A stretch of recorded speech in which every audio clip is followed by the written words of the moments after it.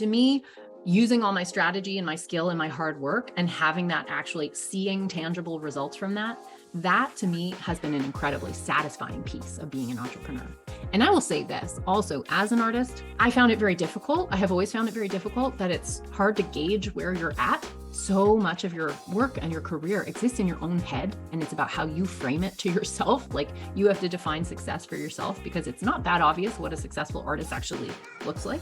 In entrepreneurship, I have really made friends with numbers, and I find it absolutely delightful that in my business, there are metrics that I can track, and I can physically see that I'm doing better than I used to be doing, right? I can see improvement. Sometimes that's a form of money in my bank account. I'm always happy with that one, but it can be audience growth. It can be that, this web page, more people actually click on it than the old one.